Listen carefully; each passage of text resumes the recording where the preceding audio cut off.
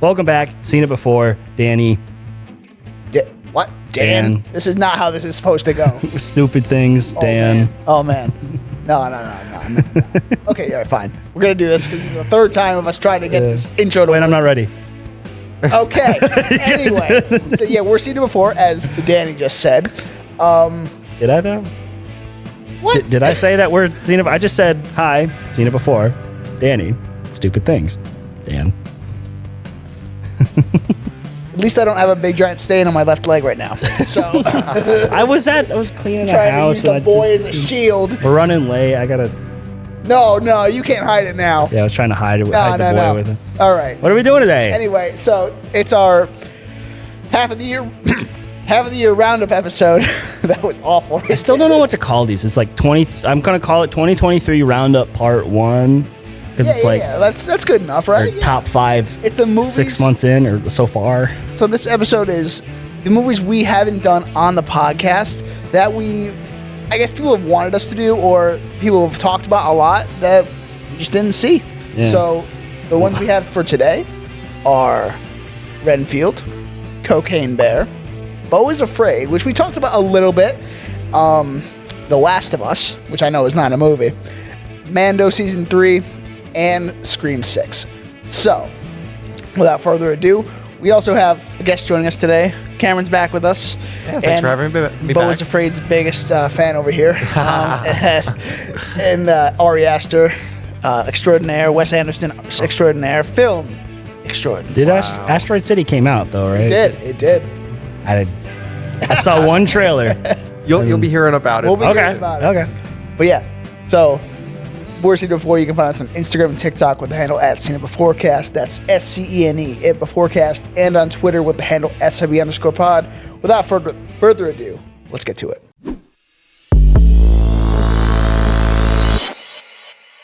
All right, so we're starting with the Nicolas Cage horror comedy thriller, whatever you want to call it. Call me the Dark One. Others, the Lord of Death. So this movie had a $65 million budget, which is a lot because this movie didn't really look like it had a $65 million budget in parts, but it only made $20 million worldwide. No, I know why, because it's like... But it's Nick Cage, because like last year, The Unbearable Weight of Massive Talent just exploded and was so well received. And then there's this. That one felt... Okay, so Unbearable Weight felt like it was like a culmination in like Nick Cage being meta for once and like kind of giving a peek behind the door of like how he operates and like why he's the way he is. Also, Pedro Pascal was fucking on top of the world back then. So like that totally made still sense. Is. What are you talking about? Well, yeah. Daddy Pascal is still here. We got him twice in this episode. And yeah, but yeah, like, so I understand why that movie did good. And then this one, it's like, you know, it's a Dracula comedy with Awkwafina, however you feel about her. I don't hate her. No. People hate her. I don't know why. Yeah. I don't. I just don't like her comedy. And she's also a Albany grad, so yeah. Oh, that's cool. I didn't know that. Yeah. No, that's around us. I lost my train of thought. But this movie, I don't know how I feel about it because, like, yeah, sure, it was funny in parts, but like, I don't even remember the second half of the movie. For me, the film gets better the bloodier it gets. Yeah, because the gore is kind of fun. I just didn't give a shit at that point. Yes, it is a little weightless, but I think Nick Cage is just so fun. He's hamming it up. Well, he's obviously the best part, and I think Ben Schwartz is like the second best part because like Nicholas Hoult seemed like he was a good choice, but I just don't think the writing was there for him. Yes, I'd say if you want that plot line of the familiar and the vampire, just watch What We Do in the Shadows because that's just so much funnier. I've never seen it, and I do like the codependence. Like, they really try to get in like the themes, the codependence thing. And I'm like, that's interesting. That like it's clever. It kind of gets, and like you don't know whether like at least I don't know whether or not like did he do it to himself? Does he secretly want to do that? So it's like, it really commented in a couple areas where I didn't think they even would think about going. Yeah. But then the rest of the movie doesn't really feel like it matches up with that. So I think that's where the weird disconnect is. And for me, in the back of my mind, I'm thinking of the director Chris McKay's other movie, Lego Batman, which is just far more light on its feet. This was Chris McKay? This was Chris McKay. The Renfield feels very plotting. It's like, all right, we gotta do this. We gotta do this. Yeah, I knew like with the pen thing, that's gonna come back up because they're gonna go to the bar and they're gonna figure it out, and then yes, yeah, the whole detective stuff. Like I totally saw like Ben Schwartz clearly gonna be like the rival, for like 2 seconds, and then I don't know. It would have worked better as just like a short film of like when they're trying to recreate the original Dracula aesthetic when they go to the black and white and they go to the 4x3. That was great. That was probably my favorite part. Yeah. But I don't know. Then the rest of the movie kind of happens. I don't know. I wouldn't really recommend it, honestly. Yeah, maybe a cable watch, or like you go on YouTube and you find the best parts and you go, okay. If you're bored on a Sunday night and it's raining. Yeah. And, well, we see Nicolas Cage next in Sympathy for the Devil, and I hope that one is going to be a lot better than this. That seems like more his speed. And yes. It's got that low-budget feel, but it's got that very thriller-esque. It's like Collateral, but if Tom Cruise was Nick Cage. Yeah. Him and Joel Kinnaman, that should be very interesting. Mm-hmm. Joel Kinnaman, that's a guy that I thought was going to have a really big career, and then just like, what happened? See. I feel bad for the guy. Warner Brothers. Yeah, that's probably it. Yeah. Because Rick Flag was my favorite part of that second Suicide Squad movie. Yeah. I thought it was going to be Harley Quinn, but like secret, favorite, I guess. I don't know. Yeah. All right. Well, moving on to our second movie, Cocaine Bear. A bear did cocaine. So that's a movie I totally saw. did you not see it? Oh my God, Danny!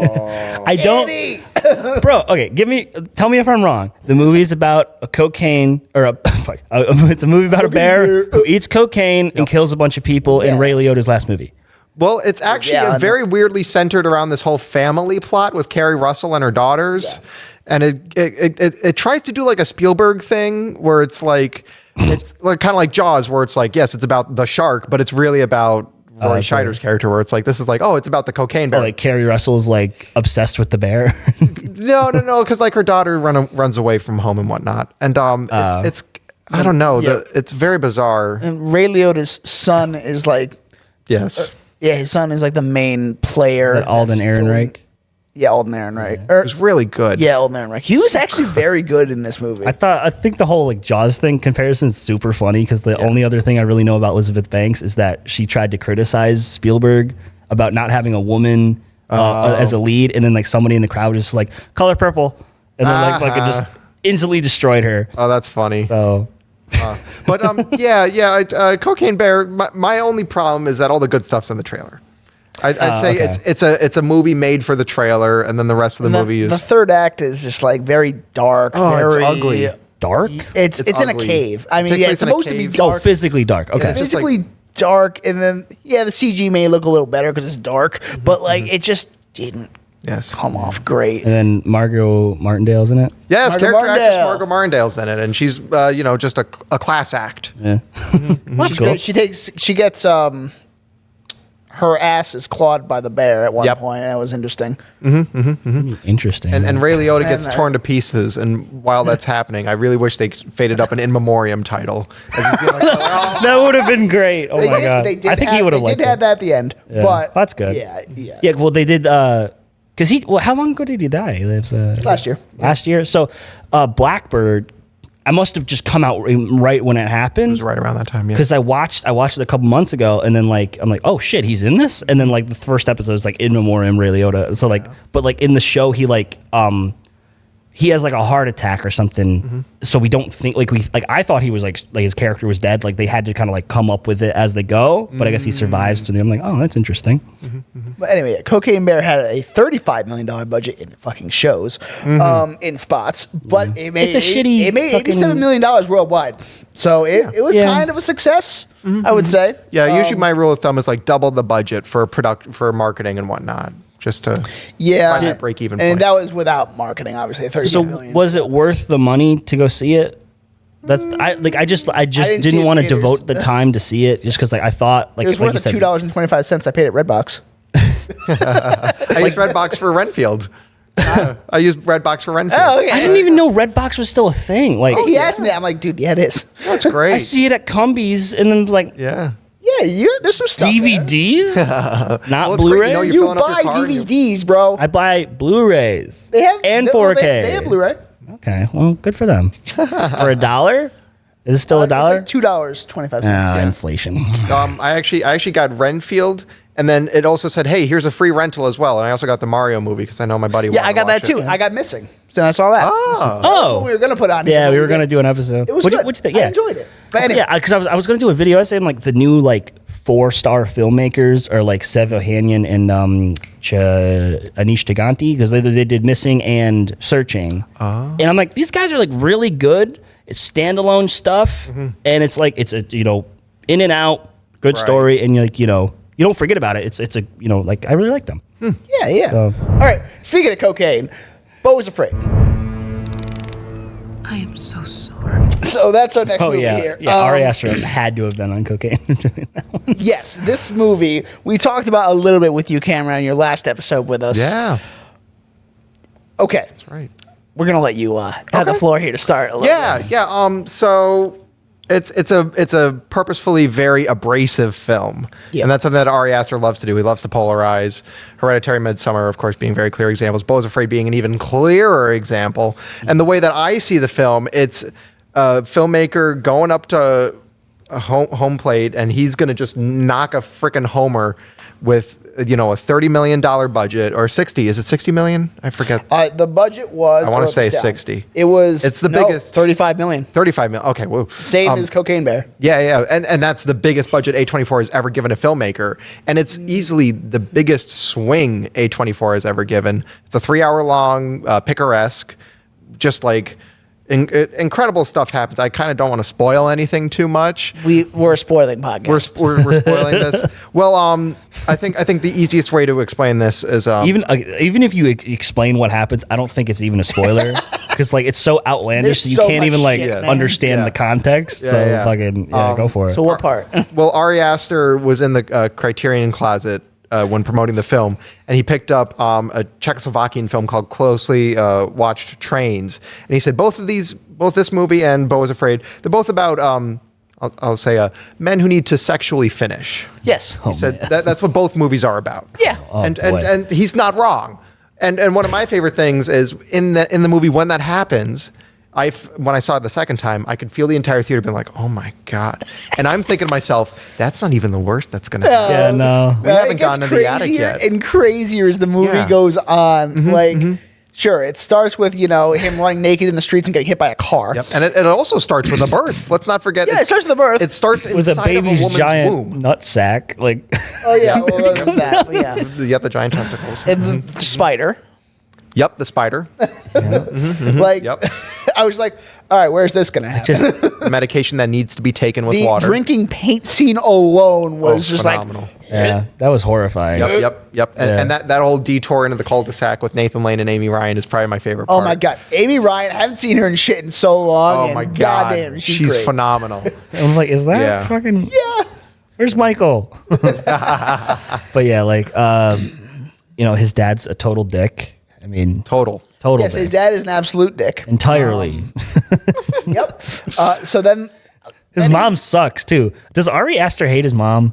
I don't see. Ari Aster talks about his mother very lovingly when asked about her. He says that Bro, she introduced him to cinema and whatnot. Like they would go see.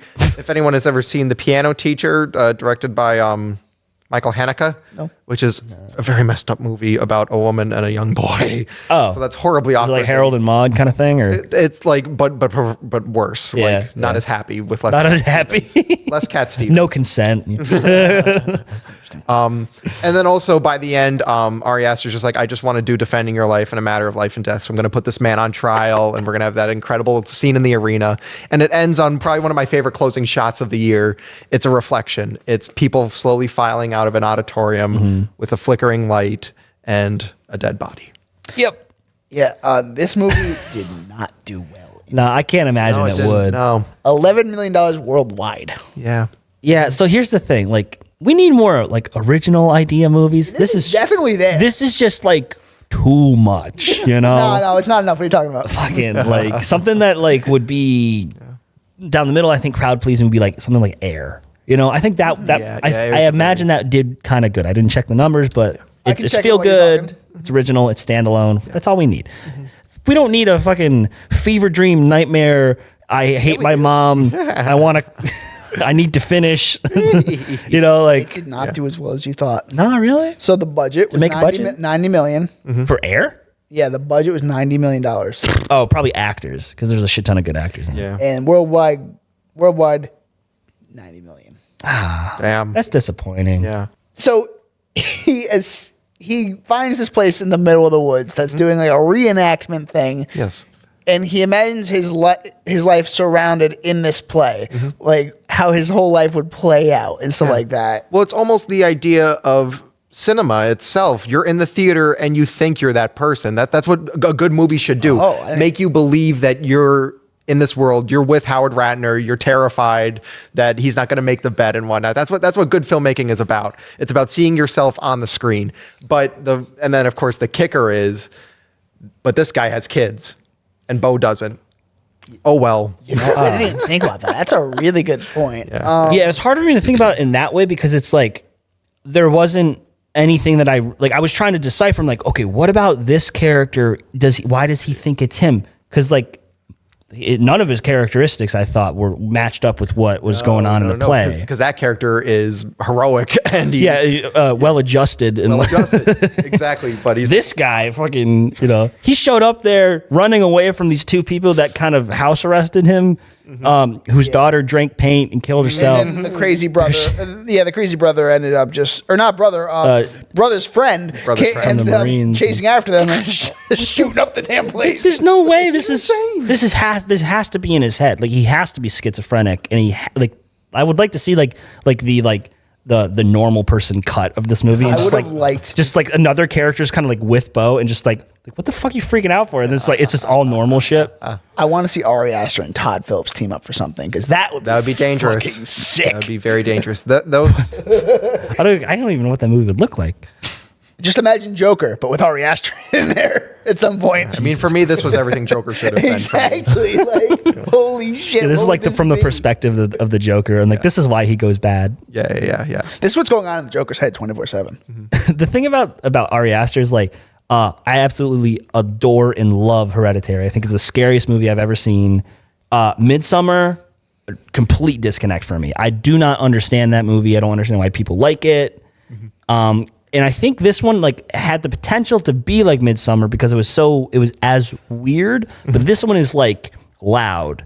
Yes. It keeps my attention. So I'm like, what the fuck is going to happen now? I will say I will take watching Beau is Afraid 5 times before I watch another Cocaine Bear. Oh yeah, for sure. Renfield. Yeah, because that was not good. Because it inspires something in me that. Yeah, because Cocaine Bear seems like a rope. Yeah, you can't. Idea. You haven't seen it. That's why I didn't see it. I'm like, even the trailers just go, okay, I think I've seen everything I need to. So, and then Renfield, I'm like, I only saw it just because Nick Cage. Like, if it was anybody else, I probably wouldn't have seen it. Fucking Cage. So, what's next for Ari Aster? Do you know? Well, right now, rumors are that he's going to be making a Western. He's trying his hat at a Western. Some say that it will be taking place during the COVID pandemic. Ugh. I don't know how believable that is. I mean, this is coming from a site that has been very unreliable in the past. Okay. A Western that takes place in 2020? Yes. Where would it be located? I assume it would be something kind of like a Nope. Oh, okay. Which, it's just kind of like taking place in California, in the desert. Gotcha. Type of thing, yeah. Okay. Yeah. Interesting. Well, I'm always interested to see what Ari Aster comes up with. So, I mean... Yeah, I mean, I don't think any of his movies are bad. No. It's just... they didn't hit me. Well, speaking of pandemics, let's go into The Last of Us. You don't think there's hope for the world? Why bother going on? So, the opening scene terrifies me to this day. dude, Just like the talk show. Yeah. Where it's like, dude, well, this could because that this wasn't even in the game. That's how good this is. It's based on reality because it's and it's kind of an homage to Dawn of the Dead in a way. Where Dawn of the Dead starts off with a news broadcast of everything going to hell. Mm-hmm. So, and it's a little bit more chaotic than the talk show, but the talk show is really well done. Yeah. Well, because it's it's so long ago that you forget about these guys talked about it in the 60s. And then all of a sudden, fucking fungal infections, damn, we have no cure for it. And that's just terrifying in itself. Yeah. Basically, they're like, yeah, if that ever gets in anything, there's no hope for survival. And I like this whole show definitely has this really cool, I'm not sure if it's just because we watched it over 9 weeks or so, but it fully evolved from what we thought, like the feeling of the show when I had it in my head, I'm like, oh, it's that freaky, like horrifying TV show that's based on a video game. And then I'm like, then now it gets to like, oh, it's like, this is what the game was all about. It just felt, started in one place, got to another place in two very different like types of ideas. And I thought that was so cool because like in real, like House of the Dragon did it too, but like I can pinpoint it because every episode had a time jump and like that's why it's different. This one is just kind of like throughout every episode. It just feels really smooth. It's all about humanity too. That's the other thing. Like this show is completely about humanity and what would happen in that instance. And the team up of Craig Mazin and Neil Druckmann is fucking fantastic. My god. I never even finished Chernobyl, but like I gotta go back now. Good. Holy shit. Craig Mazin inspires a lot of hope in people because he went from doing Scary Movie 3 to Chernobyl, and so you know what, there is hope for it. Was so. Did he write 3 though, or was he just? I think he was writing it. Yeah, he wrote it. Because the cool thing, I found him. I'm not sure if you know. He had a podcast. I'm not sure if he still does it. It's called Script Notes. Okay. He does it with his buddy John August, who's another screenwriter. So at the time before Chernobyl happened, before this, Last of Us, he was just like talking about like, this is like what, I'm like a semi-professional Hollywood screenwriter. Here's some tips. They have a bunch of episodes. I'm like, oh, wow, this is some really good tips. And then all of a sudden here, like, because I looked him up one day. I'm like, oh, Scary Movie 3. That's why he's doing a podcast. And then, but then all of a sudden Chernobyl comes out. I'm like, this is the same fucking guy? Like, Emmys. Damn, like, good for him, man. Yeah. But yeah, so talking about the first 3 episodes are fan-fucking-tastic. Like, first episode, you get to see, 20 years later, the big shock in the episode is when Joel's daughter fucking dies. She gets shot. Like, that was even shocking in the game. It was even more shocking when I saw it in the show. Like, I was like, oh my God. I knew what was coming, and it's just like, fuck. The most heartbreaking part of that is like, because I didn't connect it. I guess everybody else does because I'm really slow. But his watch gets damaged the same exact at the time that his daughter dies, and that's just even more tragic. Just to hammer it in, Yeah. And then the second episode is about their journey throughout Boston to get to the big house. Please stand by. No, it's not Fenway. No, Fenway's the last episode. It's like the last episode. Yeah, it's fine, whatever. Joe. That's probably the weakest episodes. 2 and maybe 6. Not 2. I think. 2 is such a good episode. 2 is good because like you get to see the whole relationship with Joel and Tess and how that really came to be, and then how Tess is like, you need Ellie, you need her to do all this stuff, and then 3 we get Bill and Frank. I think is hands down. Everybody agrees that's the best episode. It's the best episode, hands down. Really powerful. Really powerful. Steven Spielberg wrote to them saying it was universal love story, rightfully so, and just so good. 4 I think is a weak episode. What's 4? 4 was the one where they're in Kansas City and they're trying to get. Oh right, it's the beginning of that. It's the beginning. That definitely. It's a weak episode. The next episode, I think that's the better of the Kansas City stuff. The one with Sam and Henry. Yeah, so you get to see. It's really cool. You get to see. I only know really this show. I played a little bit of the game, but apparently in the game, Sam and Henry are just like some guys trying to get out of the city, and there's no people hunting them. And they're just trying to survive. Basically. Adding the context of like he was trying to save his brother with these meds to team up with Fedra, and he was a mole or a rat for the rebels or whatever, and they killed a leader.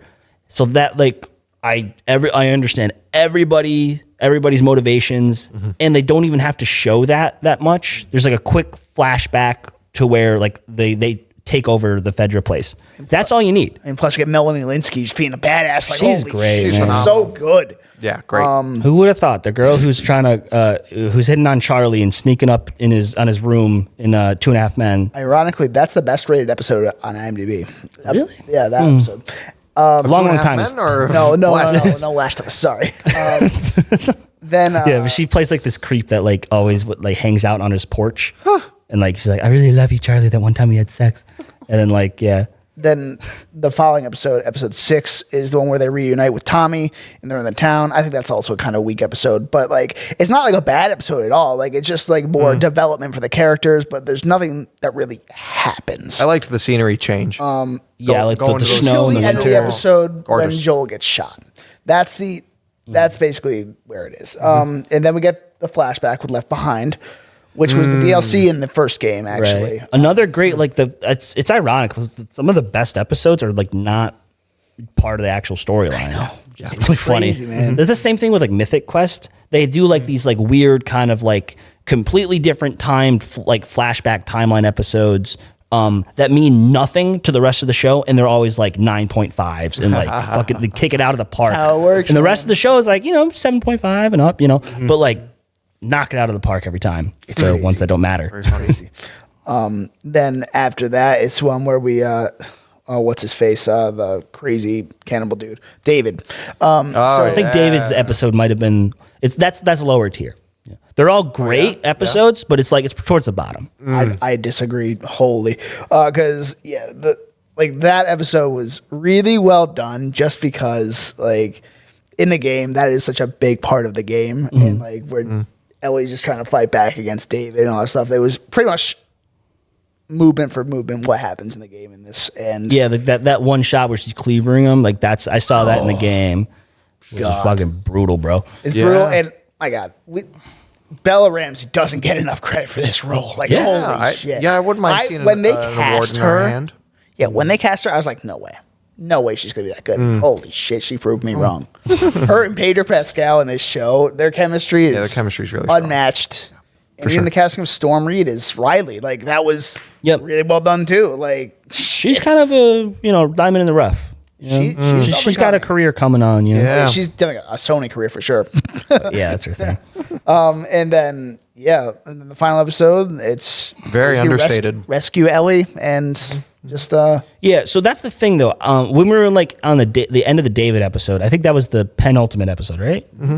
That one, I'm thinking, oh wow, they got so much work to do. Like, are we rushing this? How did you guys feel about the end of it? Because I'm not sure how it is in the game. I think they got just the right amount of parts that you needed to make it work. No real fluff. No. But I'm not sure if that was the best choice. I think we could have just stayed a little longer. I think it was the right choice. Just like cut right to the chase. Well, what part are you talking about? Right to the chase. Like, Well, okay, we get done with this traumatic episode with Ellie. She's kind of she like gets she arrested. fully understands the horrors of the world, and then the next episode we finish our journey. There's no kind of like buffer there to where like well, there's nothing that really happens in the game between then though. For me, either, the so- buffer is the giraffe scene. Yeah, that's like the whole first Personally. 20 minutes or so. a real giraffe, by the way. It's a real giraffe. Yes, yeah, you told me that. Yeah. Which is very interesting. Everyone got super heated about that. I don't really care.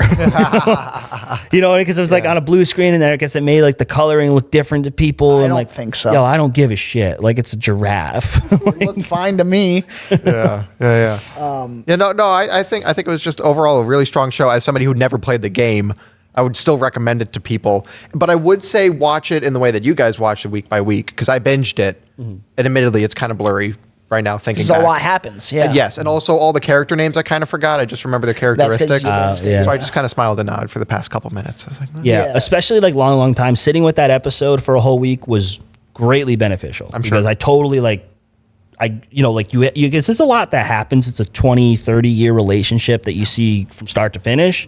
So you got to kind of absorb all of that and then like thinking about it and like, oh shit. that That's makes the a lot last of one you watched till you binged, right? I think Episode so. 3? Yes, So I you was. had to sit with that one for a long time. I did, I A did. long time.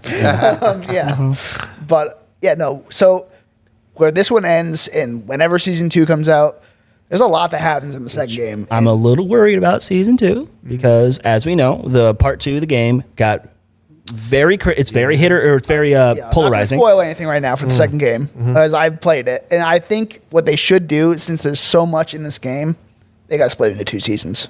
I don't think they're gonna rush it. And now with the writer's strike currently going on, I don't think they're gonna rush it at all, which is good. They It's should. probably Oh a my good god, thing. this show needs a good writer, good people paying attention to it the whole way through. And this is going to be nothing but good for the show, and yeah, so that's where we're going to end The Last of Us.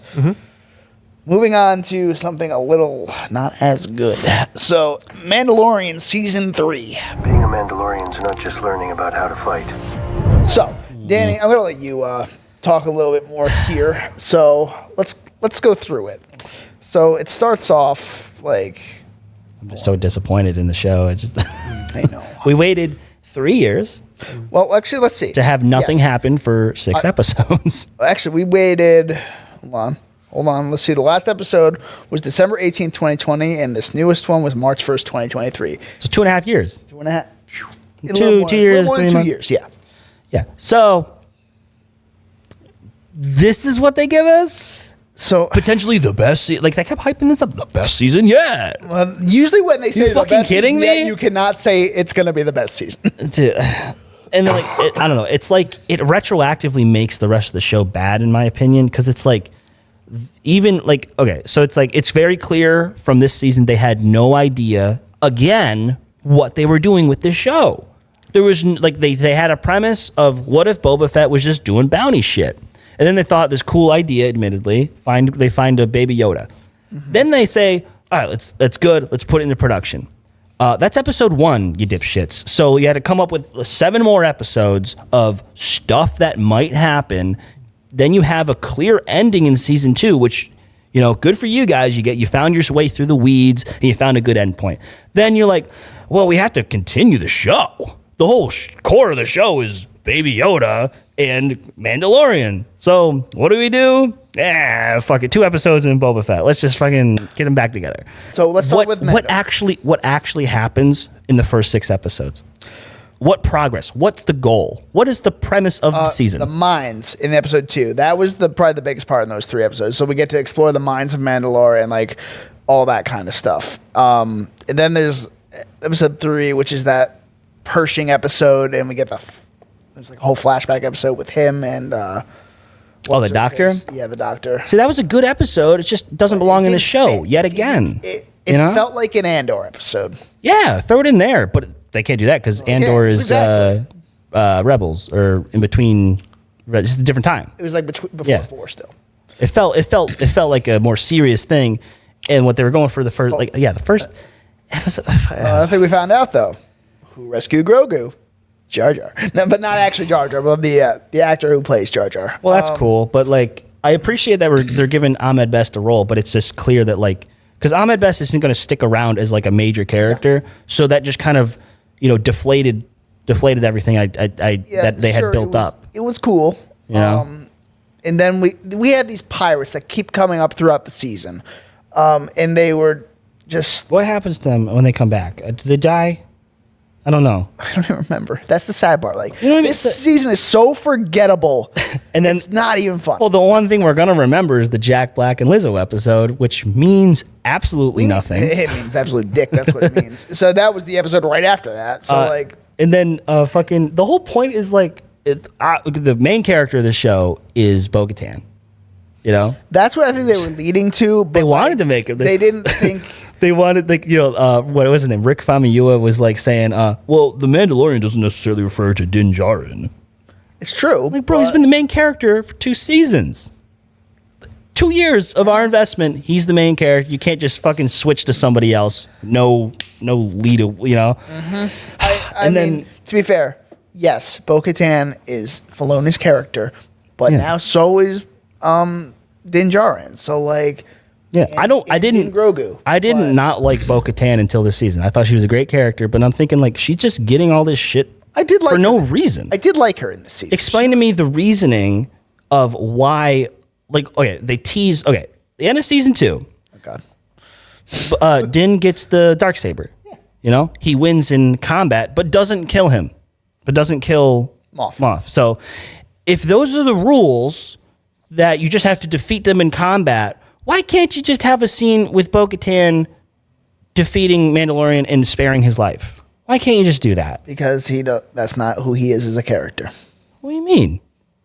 He's not. What do you mean by it? I genuinely like. What do you mean he's not that character? No, that's not who he is though. Like he's not gonna go out his way to defeat someone that he's friends with. He's not gonna like. Right. He's gonna give it up. He's not gonna fight. He's gonna throw the fight. because the Mandalorians care about fucking warriors. Yeah. Being a warrior. Okay. Mando just being like, here, Bo, you defeated the enemy that defeated me. It's a fucking slug monster that caught a sneak attack surprise, and then he drowns after he gets rescued, but his helmet is sealed. Yep. Because they established that with the air, the air might be toxic. Oh god. His helmet's, so how is he? That was bad. That was really glaring. It's the same episode. Yep. But the best episode of the season was the penultimate one, The Spies. So I like that one. that one was really, really good. Yeah. But and that's where we get the whole big battle with With the Praetorian Guards. the Praetorian Guards, and they kill Paz Vizsla. Yeah. Oh my god. That was such a big loss. I was like, I fucking forgot about how poor Jon stupid Favreau's character. I forgot how stupid the Mandalorians were, like the clan were. Like, that's my son. He's getting taken by a pterodactyl. Oh well, we don't have fuel in our jetpacks for some reason. I don't know, man. And then, it was the best episode, but even then, there's inconsistency. So the Praetorian Guards have like the little pokey stick things that shock them to death. We sound like such Snyderverse fans right now. Dude, I'm just saying, I'm pointing out inconsistencies in their own show. I know. Episode 7, Paz Vizsla dies by getting stabbed by the shocky things. We don't see any blood, kid show, whatever. Yeah. Next episode, Din Djarin's getting stabbed with the same shit, but he's fine. Yeah. Why? He has better Beskar. I don't know. But, yeah. So then the end of this season, what the fuck even happens in the last episode? Like, the big explosion, Moff Gideon dies. Dies. Oh my God. There you go. Yeah. So we see, the many Moff Gideons that are there, the clones, and all that nonsense. It's like, oh God, he's not dead. They repeat the same beat of how Din got rid of the Dark Troopers at the end of season 2. Oh, let's just fucking destroy them in a cage, and then I still got to fight the one Moff Gideon. I don't think is the actual Moff Gideon. That's probably there's no way because a clone. Yeah, I know because he doesn't have a mustache or something. Yeah, there was that whole thing in the teasers or something like that, or not the teasers, the posters or something. He had a mustache. And then this guy doesn't have one.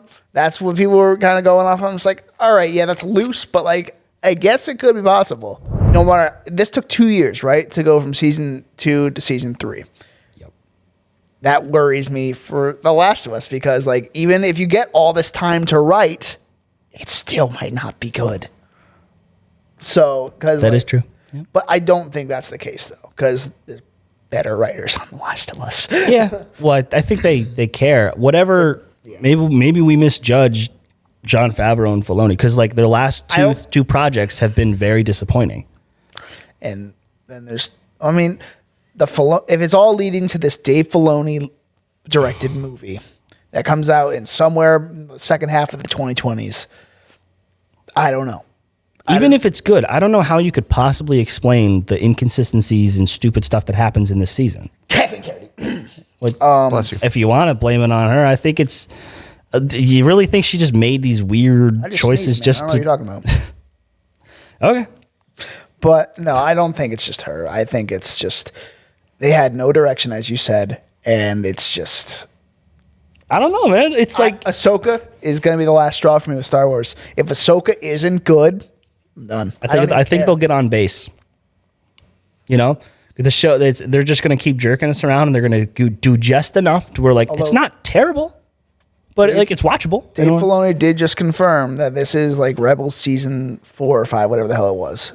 Ahsoka is going to be basically. Okay, I like season 4 of Rebels. Okay, so it's season 5, but it's not. But he didn't say specifically Clone Wars season 7. So no, but so that's what he's saying. This is what it's going to be. The Ahsoka show is going to be season 5 of Rebels. That's what they're basically saying. Okay, and I'm like, okay, that's promising. I guess promising. We will see. Right. I'm so happy I've stopped watching Star Wars. It's not good right now. I'm so at peace. Yeah, all I've been doing is playing the Lego game. I envy you. You're just wait for the Star Wars. Oh, Star Wars came out. Just wait for the new Star Wars reboot that comes in next. I'll get to years. it. Oh yeah. So anyway, on to something better. Scream 6. Yeah. Which I'm going to call you out. You said you didn't want to do this one because you thought it was going to be shit. Because we did a double feature for Scream last season for the premiere. So I'm like, oh, well, we set a precedent. Why don't we do Scream 6?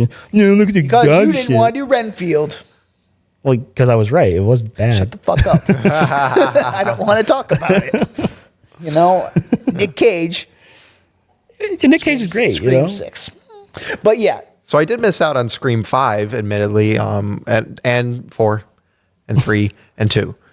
Because I like Scream 1 enough to be like, I don't want to hear anymore. I get it. That's probably for the best. And that's kind of the whole point of Scream, in my opinion. Yeah, that's fair. Yeah, the more the fun is, like, at least in the later, like after 2, like 3 and 4, 3, 4, and 5 are more about like who's the killer. I wonder who it is. You know, Who's the killer?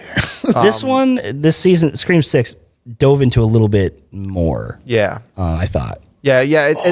It's more fun when the set pieces are happening, of course. The bodega's fun, the subway's fun, the apartment stuff, trying to get across the alley to that's really it had great fun. tension building, Yeah, great suspense it's the very whole fun. time. But when they're like sitting around like jabbering about the other people, I lost interest because you don't know who they are. because I don't know who they are. Yeah. And so that was a shortcoming on my part, but I did appreciate that it is made for movie geeks.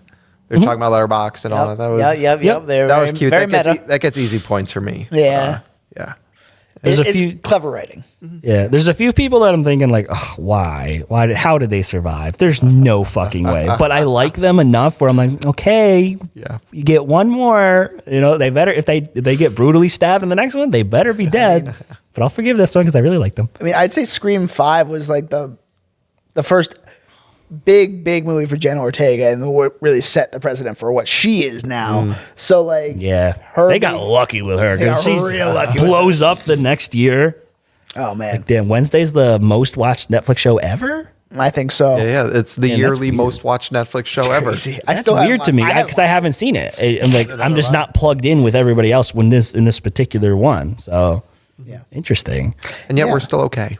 Yeah, we're all good. Yeah. So- maybe I should unplug from Star Wars. Maybe I'll be less stressed. I don't know.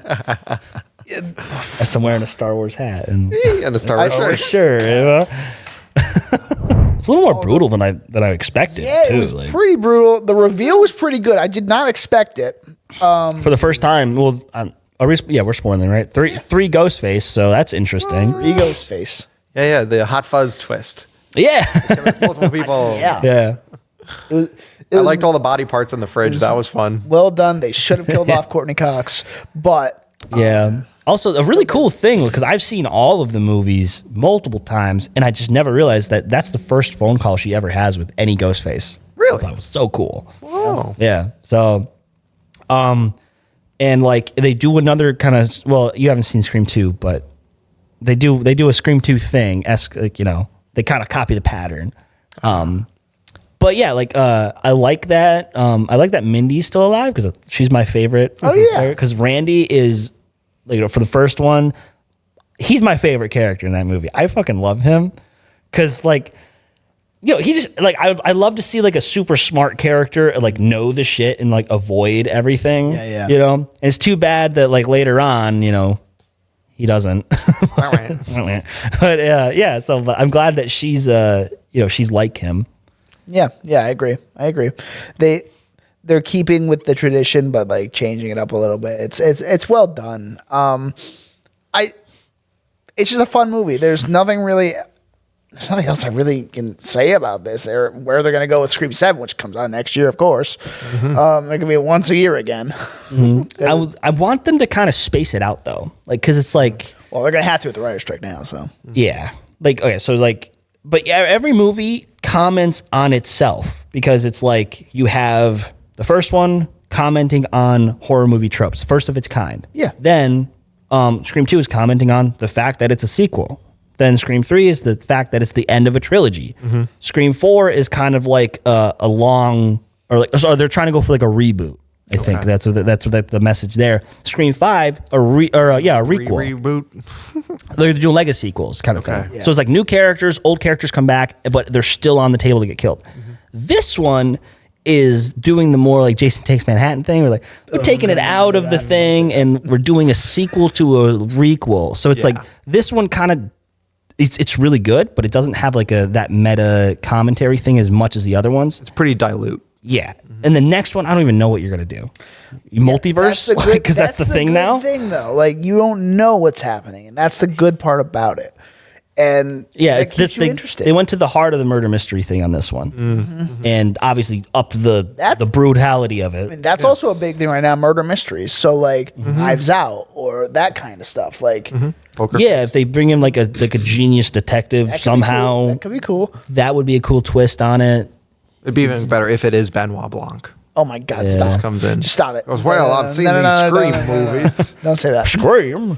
Oh God. Now, what if it's like a ghost face inside of a ghost face? So the budget on this movie also $35 million. Oh, which is kind of funny. Like Yeah, a that lot is of these funny, movies 'cause all had around Beau is 35. Afraid looks so much better than Scream 6. Yeah, a little bit. Yeah. Scream 6 is just like, Scream it's a 6 city. looks so much better than Renfield. Yeah, So- Renfield, I don't know what they were doing with the budget there. Maybe it had to have been Nick Cage. It was, I bet that was 90% Nick Cage. And then the rest is, like, $33 million. blood. Oh, yes, dude. You know? Yeah, and just like this one made $168 million worldwide. So like it's getting a sequel or a requel, sequel. Yeah. So it's One thing I loved the opening of this one. I thought it was so fucking cool. It was very original. Yeah. Very original. And that's hard to find. And, you know, this franchise is what, almost 30 years old. So it's like, wow.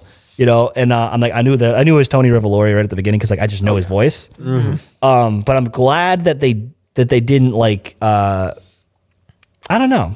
Well, actually, no. Maybe I'm not glad. I did like him. I do in the next one. I do want to see like kind of a parallel storytelling where we know who the killer is, and the somehow they make it more important as who the killer is later, and like it changes the entire context of the rest of the movie. Red herring. That's where I thought they were going with this one, or like maybe like this Ghostface switches sides, and like we don't know who the other one is, or if there's a third or a fourth one. You know, they could do a lot of cool shit. You know, well, change up the formula, but still, because then that could comment on like, this is a strange pick, but like you know how like the Twilight books have in Twilight 50 Shades of Grey they have different perspective versions of the stuff the events that happen.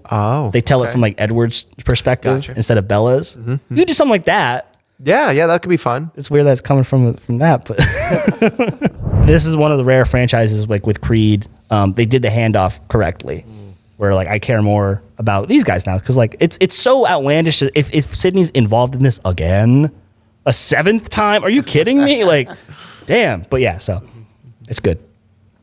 all right. It's time for our top 5 movies of 2023 so far from January to June. I gotta open up my iPad. Get your list. All right. So starting with number 5. Me? You. I'm going with Master Gardener. Written and directed by Paul Schrader, the co-writer of Taxi Driver and a bunch of Scorsese classics. Okay. It's the third part of Schrader's Lonely Man in a Room trilogy. These movies about these men who are tortured by their past and their present. Sitting in a room, there's lots of diary writing and a lot of voiceover. Master Gardener is about Joel Edgerton's character, Narvel. His name is Narvel. Stop. I know. He's a gardener. Duh. He's the master gardener. Working on a former plantation in the South, and he is a former white supremacist. Who has gone into witness protection program and has turned on his fellow Klansmen. And while working for Sigourney Weaver on this plantation, he falls in love with a woman of color. And it's about his retribution, and it's about his cleansing of the past and the idea of planting, regrowing, rebirth. It's a really powerful movie.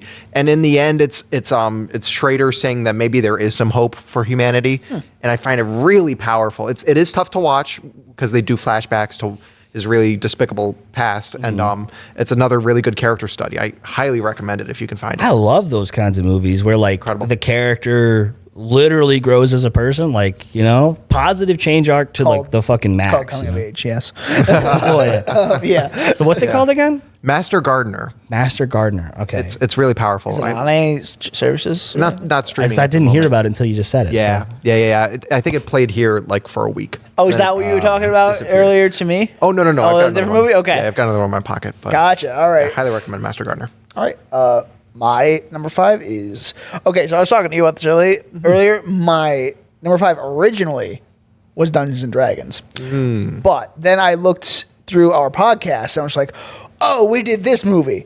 This is number 5." What movie is that, Dan? Creed 3. Creed 3 Yep. was really well done. Michael B. Jordan's directorial debut. I had real fun time with it. Yeah, it was a little campy towards the end, and it didn't look like Dodger Stadium, which knocked some points off for me. But that's just me. But he had some really cool stuff going on in that movie. Camera work was well done. The staging, everything is just solid. Acting, even he's just great. I'm excited to see what he does more in the future with directing. Yeah. It's great. It's a great start for him. Yeah. This is I saw my number 5 is still a Michael J. Fox movie. Oh, Yeah. okay. I gotta watch that. Yeah, that's boring. I was really excited to see it. And it was really cool because I mean, I actually didn't really know about how Michael J. Fox was like not acting, and he's still the way he is. Like he's super charismatic, obviously. And he obviously keeps a very upbeat attitude about this whole situation with Parkinson's. That's good. And obviously, the whole movie's clearly about him dealing with the Parkinson's disease and how it developed throughout his life and where he is now. But he's like, don't pity me. I'm not disabled. I'm just dealing with this thing. And the really cool thing about the movie is that they recreate a lot of what his life looked like back then. And the editor was really cool because whoever edited it, they took like reaction shots of him from like his old work, and used it as like reactions to what he's saying like in the interview. So it's like, it'd be like, I did this. And then Michael J. Fox, on, Family Ties will be like, he'll be like, wow, So you get really about the behind the scenes stuff about his huge rise to fame, how he was like really struggling as an actor in the beginning. Like he was like legit no money at all. And how his dad was like really, like it was really cool to see like a not like generic, story like, my parents didn't believe me, so I just set out on my own. Like, no, his dad drove him to LA and, had him do auditions and stuff and like wasn't overbearing with it, but, didn't care or not, but he didn't not care about it, So it was really cool to see like that. And obviously the Parkinson's stuff comes up and how he dealt with that. And, they did like a little quick bit at the end of like what he's doing now with like the Michael J. Fox Foundation and stuff. But it's mostly about just kind of a look back at his career and like how, he's not going to be, I don't think he's going to be really known as the Parkinson's guy. He's going to be known as Marty McFly or, That's his legacy. Alex P. Keaton or who what was his character in Teen Wolf? Like, I remember it was Teen Wolf. Teen Wolf. Yeah, Teen Wolf. So he's going to be known for his acting roles, and I think that's a great thing. My number 4 is Beau is Afraid. There you go. Yeah. It had to make the top 5. I don't know if it'll remain in the top 5 by the end of the year, but it's there for the moment for all the reasons I mentioned earlier. All right. It's insane, but awesome. Yeah. All right. My number 4 is Air. We build a shoe line around just him. Yeah. Air was really well done. I have nothing else to say, but it's one of the best scripts of the year for sure. Like, if this doesn't get any nominations for writing, that's bullshit because it was really tight. It was an hour and a half, and it fit so much into that hour and a half, and it just, Wow. brilliant. And it didn't drag either. No, it Like, didn't. that was cool. Everything felt like it was important, and it just that's a great. I lost my train of thought. It was good. It's like it's just the. Oh my god! Please stand by. The hallmarks of a great script. That's what I was gonna say. Yeah. It felt really like You want to take that again, Dan? Oh. Okay. Nope. It's fine. This is fine. You don't see Michael Jordan's face, I think, at all in the movie because it's not about him. It's about his mom. It's about a little bit about his mom, but it's mostly about. I mean, he had one request, and that's Viola Davis is his mom. So. Oh, he said that? Yeah, he had one request, and it's. Viola that's Davis. Cool. I like that. Yeah. Yep. Yeah, and she wasn't. Yeah, she was very understated in the performance. It was like, it's like I don't need to be Viola Davis. She's like, still could possibly. I'm Michael Jordan's mom. You're gonna do this. She's very like affirmative, and I like that. And knowing it's Viola Davis, she'll probably get a nom as best. Yeah, probably. Actress, why not? Why not? Because now we're getting this kind of like weird era of like corporate. It's very bizarre. Yeah, corporate biopics. Like we saw Steve Jobs. Bombshell. And then we saw Bombshell, and we saw the Flamin' Hot Cheetos movie. That one too, and now Tetris, and now the BlackBerry movie, which is just under my top. It started with like. I haven't seen it yet. I gotta see it. With like the Social Network. Yeah. So I liked it, but this is a very good, heartwarming movie, and I might buy it because it's a great watch. Yeah. Anyway, my number 4. This, by the way, Air is my number 6. Okay. So it was between Still and Air. My number 4 is Scream 6. There you go. Because I fucking love Ghostface. I love the Scream franchise. I think it's aside from Laurie Strode, Sidney Prescott, and now sort of Sam is they're the better final girls that we know.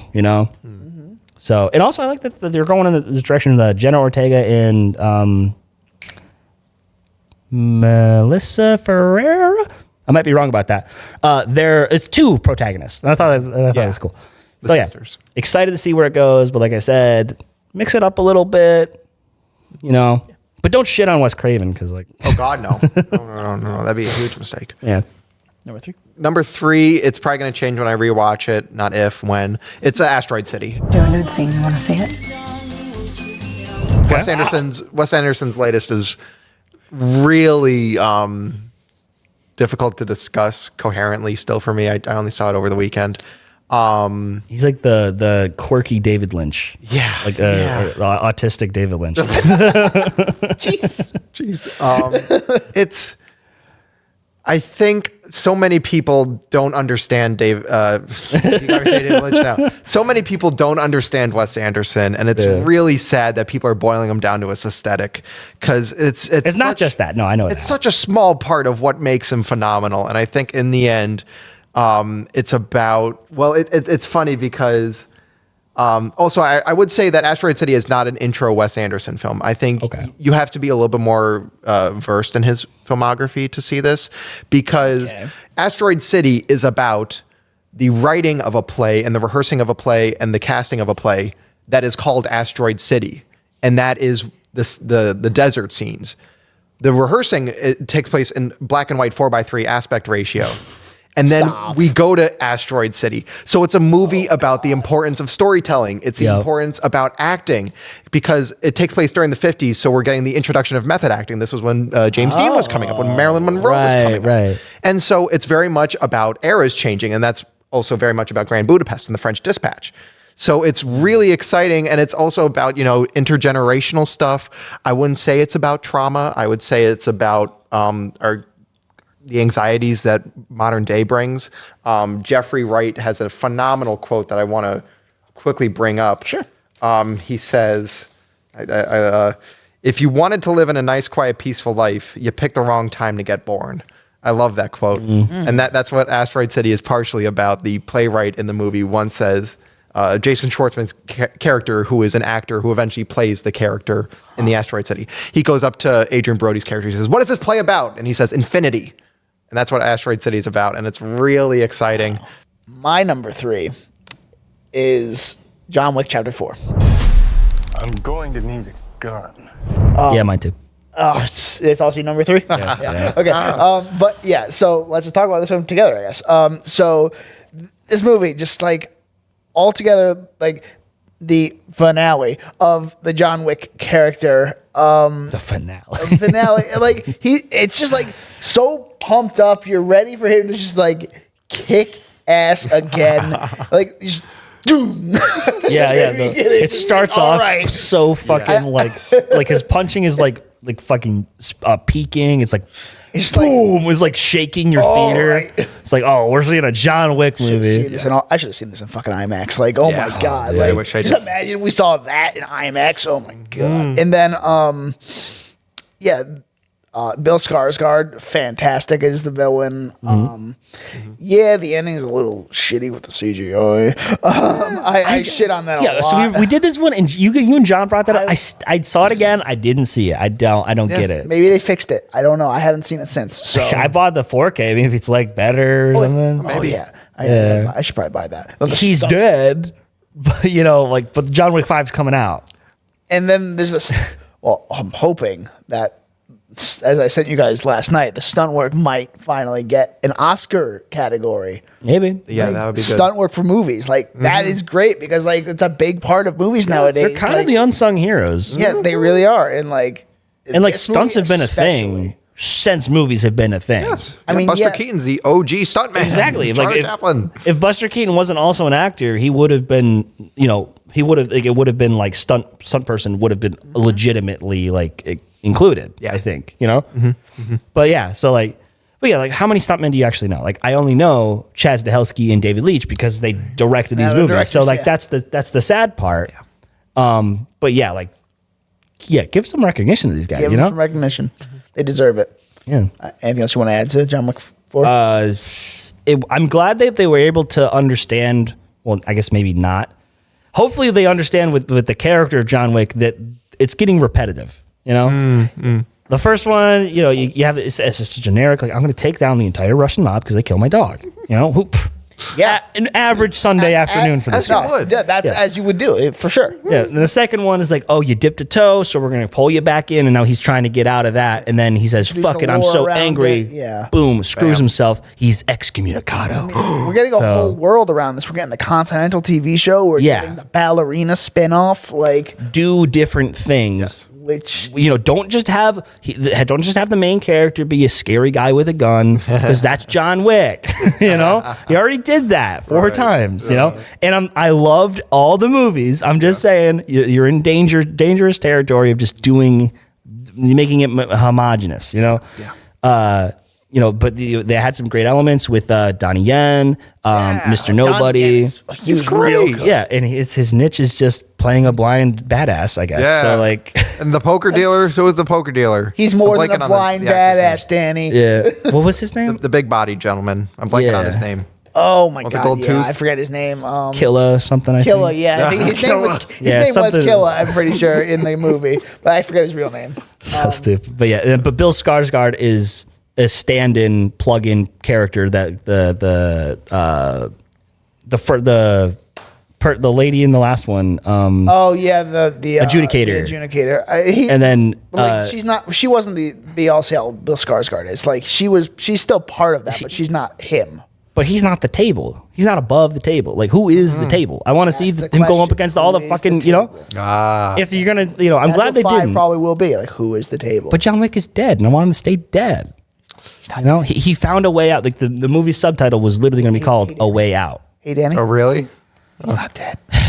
Number 2 for me, it was a film that never got a wide release. Sadly, it's a French film. It's called Saint Omer.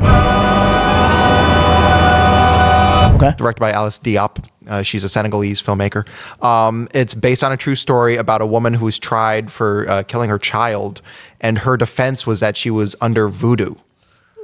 Oh. It's really powerful, and it's taken from the perspective of a female professor who has come to town to observe for her class this trial. It's a really powerful study of race in society and sexuality in society, gender. It's really just incredible. It's something that I can't really put into words. It's something I just recommend seeing. Some people could find it cold, but I think it's incredible character work. And Juliette Maslany as the woman on trial is just like phenomenal. You're really into the character studies this year, aren't you? Oh yeah. Hey, you balance us out because we're doing fucking like The main big like play is all my love it. top 4 is like just franchises. You know, like I was saying, like because you they know? work. Yeah, but these are the exceptions to the rules Yes. of when it comes to the franchise. Yeah. So I'm saying Saint Omer, and hopefully some people out there that's can why see I it. threw air in there. There you go. There you go. Yeah. My number 2 is Across the Spider-Verse. You can't run forever, kid. Very, very good movie. Cannot wait to see what is next for that whenever it decides to come out, because Chris just texted us right now. It's like, oh, it's not releasing in March. I'm like, okay, Chris, no. I saw that coming. We said that earlier. Yeah. Like, it's not even like a confirmed source because, typical Chris. But, yeah, so like. They don't even know what he looked like. He's never been on the set. No. He's been on Duel of the Debates, like FaceTime, but he's never been here. Yep. You know? Yeah. So, yeah, it's a great movie. It's great heart. It's got heart. It's got everything you want in a movie, and it's animated and like just so beautiful. Like every single world has a different feel to it. And it's just fantastic. Mm-hmm. A really great piece of filmmaking from Lord and Miller. Just goddamn. Great butterfly effect because Although they they didn't direct it, but like the directors. yeah, they're the execs producers. Yeah, they're or the something. producers. I can't remember who the directors of this movie are, but kudos to them. Great fucking job. All right, number 2, Guardians of the Galaxy. All right. There you go. What a way to end a fucking trilogy. I cared so much about a fucking talking raccoon who now he admits he's a raccoon, so that's good. He finally came to terms with that. I didn't think James Gunn could do it because apparently this script sat on the shelf since he got fired, then came back, and the whole thing. It's a very windy road to get here. Beginning, though. Yeah, he wrote. Sure, the Gamora thing in Infinity War threw him for a loop, but he that's what- still pulled it off. man. Yeah. There's a YouTuber who says he likes to picture James Gunn watching Infinity War and going, Just shitting his pants. sorry. Motherfucker! God damn it, Feige!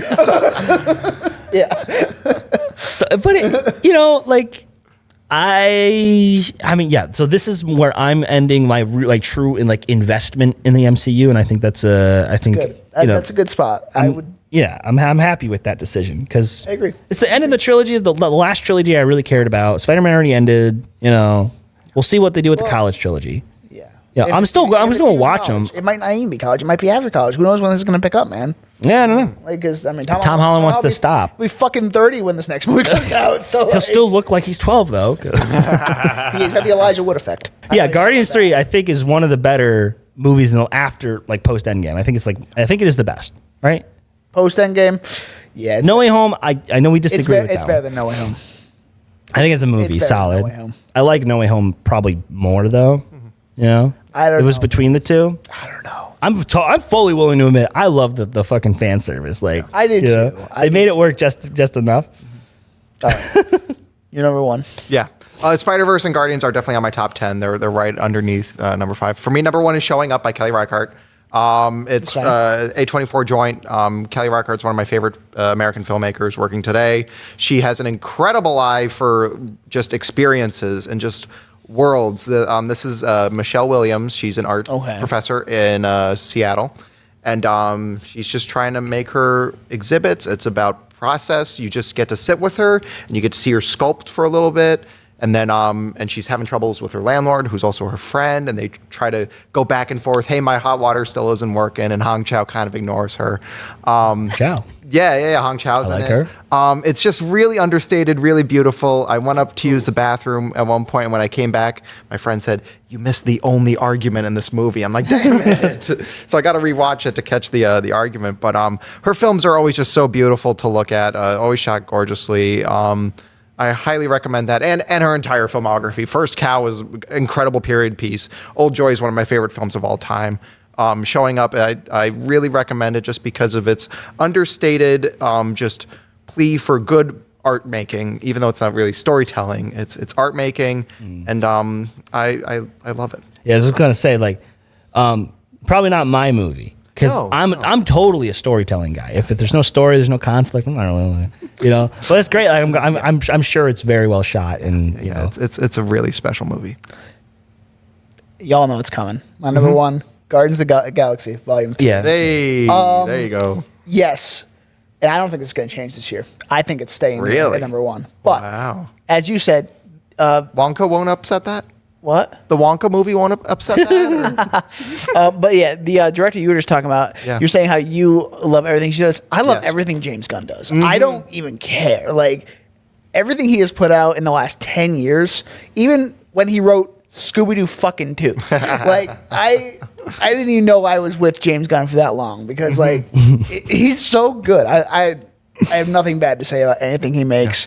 And this is truly his masterpiece. Guardians 3. Yeah. Hands down. It's so clear that he loves the characters. And it shows. Yeah. It shows in the writing. It shows in just the way this movie came together. Just you feel for a raccoon. Yeah. The way the animation was made from that studio that did his effects, like, oh my Insane. God, it's so well done. Yeah. And the music too. The music choices, every single one of them. Yeah, soundtrack's great. Banger. I'm still listening to the soundtrack. And it's been like, 2 months since the movie came out, but like, damn. Yeah, when Guardians 2 came out, me and Seth would listen to Mr. Blue Sky like on repeat. Yeah. Like that was our thing. Mr. Like, Mr. Blue Sky's phenomenal. ELO. I can't express into words. This trilogy it's Yeah, the I think perfect- it's the most solid trilogy out of all of them. all of them It's are. rivaled only by Captain America, I think. I don't know. The No Way Home, the Homecoming trilogy is pretty good too. When they hit, they hit. And, yeah, and the Avenger quadrilogy. My number 1, Fast X. Family. We gotta care about. We bring the family back. We gotta honor Paul Walker, and we gotta do like all this shit. Jason Momoa. I hope to God you're not serious. No, I'm serious. No, it's Spider-Verse. Hey! I hope to God. Yeah, Spider-Verse. It's my only 5-star movie of the year. What? I fucking loved it. What? What? You're only 5-star. Guardians 3 is 4.5. I have some things wrong with it. Wow. Which I brought up on the podcast. Go check it out. You did. Okay. At least it's okay. But no, I think Across the Spider-Verse is as close as you get to a perfect like comic book movie. I agree. It's a 5-star for me as well. Yeah, it's so fucking good. Like I'm still thinking about it. I mean, there isn't really a missed character. There's Easter eggs for fans, but it doesn't overpower anything. It's very squarely focused on Miles and to a lesser extent Gwen. Yeah. It tells a almost complete story. I'll admit, people, I do want the part 2. If The last 20 minutes just dragged. yeah, it did feel like it was going to end a couple, 2 or 3 times. That's the only bad part I have about this movie. Yeah, but it's like still the scenes, the quality of the scenes themselves all very were so good. personal. I do, yeah, part 2 will kind of, I think, will affect how I feel about this movie though. So too. I tentatively, think Madam Web's going to get involved with that too. So I hope not. Oh no, my god, no, but I think that's going to have a lot to do with what's going to be happening because that movie comes out, I believe, January this next year, January, February. I think it's going to have stuff to do That's quick. with that. Okay, Okay. I don't trust Sony. I trust Lord and Miller. Yeah. But they're trying to interconnect all this shit with the MCU and the Sonyverse Boy. and all the Venomverse and all that stuff. So You that's sound what Morbius. that's the only thing I'm. Oh no! Don't ruin a good thing. You know, I'm so nervous now. am I wrong? No, you're not wrong. Yeah. Yeah, I watched a couple of videos where they're just like Marvel is so I'm talking about Marvel, the MCU. Marvel's so big that like they're going so fast with making these productions that then they're not communicating. Where like Sam Raimi didn't even see WandaVision. He just got the beats that were important supposedly to his script. Not even through the episodes, through the scripts. So what changed in between? So like. Well, listen. There's no communication, and it's just too big. Spider-Verse. I love the shit out of this movie. I thought it was so great. But like we said, Beyond the Spider-Verse, 100 animators quit overnight. The main actors haven't recorded their lines yet. It's supposed to come out in like less than 7 months, 8 months. The writer's strike is still. The writer's going strike is on. still happening. So, oh boy. I'm gonna say it's probably gonna get pushed to like December next year. I think it's gonna get pushed at least that long. Yeah. That would make sense. It'd be a good Christmas movie, I'd say. Oh, the first one came out in Christmas, right? Yeah. So, yeah, I mean, and even between these two, Into the Spider-Verse 2018, Across the Spider-Verse 2023. Yeah. Although I feel like they're going to try to rush this one. Try to get it out as soon as possible. Yeah, don't do that. Don't, like quality, man. What they're going to do is probably put it in like the summer marketing season. But what they should do is put it towards Christmas. I think that would market it a lot better. Mm-hmm. So, but who knows what it's going to do. Yeah. For now, yeah. That's our top 5 movies of the year so far. And speaking of looking ahead, if you could choose one movie to see tomorrow that's going to come out later on this year, what movie Oppenheimer. do you want to see the most? Do you want to see Oppenheimer the most for 2023? Oppenheimer. All the way. Mm-hmm. I would say Killers of the Flower Moon. Yeah. I don't know, because it's like... Oh, no. I mean, the ones that I know about, Oppenheimer, I'm sure there's one or two that I really want to see that I don't even know it exists yet. Killers of the Flower Moon's up there, I think. But I feel like I know what's going to happen in it, The Meg 2. Your most of course. Meg 2. The most prestigious. It's going to be. There are some I'm looking forward to. It's going to sweep. There's for sure some I'm looking forward to that I don't know anything about, like The Creator. I'm interested to see that Gareth Edwards project and see what it's about. So like, the Mandalorian with Denzel Washington's kid. Yes, it looks. Or do you mean The Last of Us with Denzel Washington's kid? That one looks interesting. Then there's Mission Impossible, baby. I'm super. I don't know how you can argue with those movies being bad. They're great. I never said they were bad. I just never said I'm a fan of them. I can see that. Yeah, I like Tom Ghost Cruise. Protocol. I do like that one. And Tom Cruise, a fuckhead. Anyway, yeah, he's got one front tooth, or like it's right. symmetrical. I am excited to see Dead Reckoning, but Part 1. It's so big. It needs Part to be 2 is not even the end. It's not.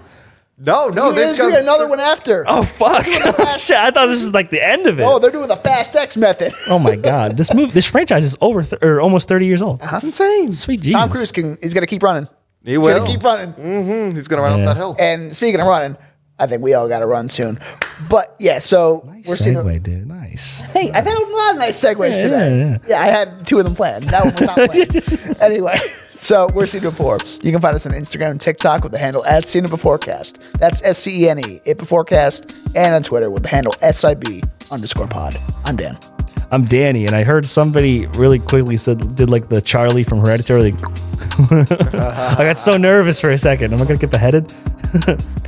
Anyway, I'm Danny. You can find me on Instagram at Danny_Was, my letterbox and serialized at DJ Was, or my YouTube channel, which is just my name, Danny Was. So yeah. Who would have guessed that, right? Yeah. Very creative. Cam?